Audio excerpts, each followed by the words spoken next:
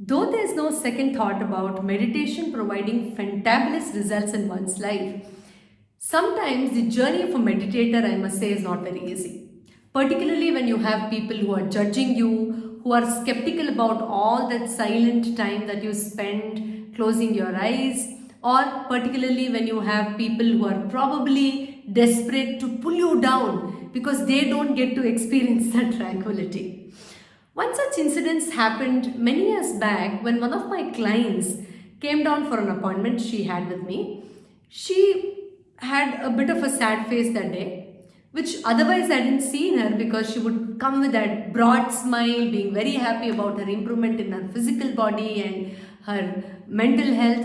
So that day she was a little sad, and I definitely asked her what was the reason, and she said, "Today morning I just got a little aggressive about one small heated conversation that I had with my husband, and he suddenly told me, 'You've been meditating from almost a couple of months now, and look at you, your attitude is still the same. So I don't think anything has changed in you. Yes, maybe you're telling that your sickness has got better, you're physically feeling nice, but then look at her attitude, it is still the same. So I'm pretty sure you're not reaped any benefit out of it. So all you're doing is wasting your time closing your eyes or locking yourself in the room.'"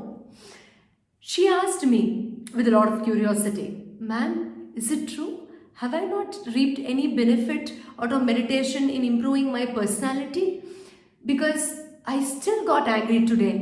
As a meditator, I was not supposed to become agitated or overreact to this situation." Of course, she had her own other doubts. I'm sure most of you all who are in the path of meditation, who practice spirituality, who are consistently doing good in meditation, are reaping benefits in other aspects of their life. When you get a little wild, when you're yelling at somebody in anger, when you act like the real human being with all that emotion, you are bombarded with such questions.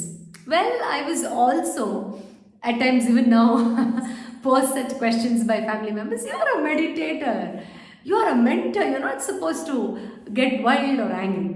Well, I understand a person who is diving into different, deeper layers of meditativeness will have a very good hold on emotions. Whether that person should get angry or not is a separate topic altogether. But let me today try to explain what happens if a meditator gets disturbed and a non-meditator goes through this usual disturbance that we often fall into due to probably some conversation at home or some disturbance at office or workplace. Now, let's take the example of a non-meditator. So, if there is some fight or some disturbance and they get upset, the negative thoughts is usually they're brooding over it. In the night, that has a fair enough chance to come up in your mind again. They carry it forward for a few days, sometimes it's months together.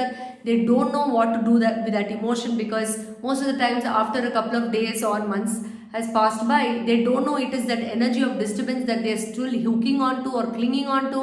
So that gets converted into some other sort of an agitation or discontentment, and it passes on to the inner layers of the subtle body or the physical self and manifests itself in form of probably a mental sensitivity, or even when it goes very deep, it can even get converted into a physical ailment or a discomfort.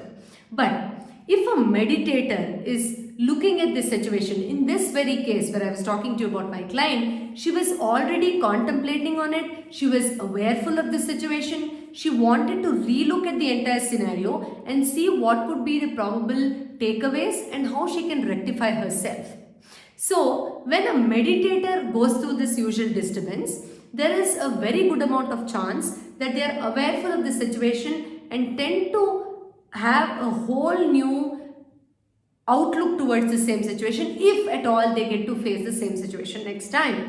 So, in meditation, when they are awarefully realizing what their mistake was, where did they probably blow it out of proportion, what rectification can be done, why did they attract it at the right place, is it correct to blame the other person, how do I forgive and let go, and what are the key takeaways from it, and so many other beautiful things that only a meditator can achieve from awarefully looking at the situation, is actually safeguarding himself or herself from those unwanted negative baggages and emotions to sink it down into their other layers of their energy body or subtle body, or even dump it down into their physical self. Because when they are awarefully looking at it, they are releasing it, they are letting it go, they are grounding themselves so very well that they are taking up lessons, core essence out of the entire situation. So it's something like taking bath or detoxifying yourself. You have dumped something, you are ensuring that you are taking time out to detoxify yourself. So of course you are going to safeguard yourself from undergoing the ill effects of that in future if you ignorantly dump it, isn't it? Similarly, when a meditator goes through such disturbances, the greatest advantage here is they are going to release the baggage, the toxic or the poisonous impact that they had due to the participation in that situation. Therefore, they are directly or indirectly safeguarding their body out of that suffering. So, being a meditator doesn't always mean that you immediately get a complete hold on your emotions and you're not at all overreacting to anything. In fact, I've told you a couple of times that if you react, let it go and release it. It is so much better than, sometimes so much better than bottling it up and building up a volcano and then bursting it out and putting everybody under shock and of course putting yourself also in deep trauma. So if you react and you are awarefully looking at it and releasing it just because you are a meditator, you have that spiritual awareness, isn't that a great attribute compared to somebody who's just putting everything in the bag and making it so heavy that you no longer can hold on to it, and then you convert it into another issue altogether, not for just for yourself but for others as well.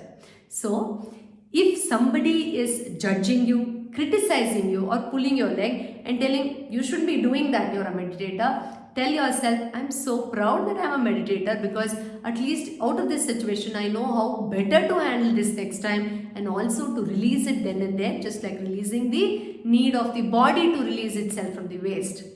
So do not be dejected by certain comments of other people.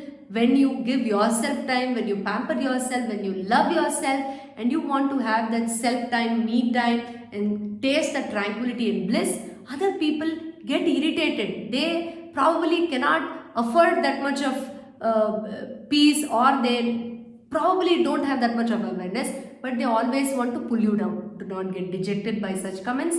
Feel proud that though you behave like any other ignorant people, you are at least looking at it with a new dimension altogether.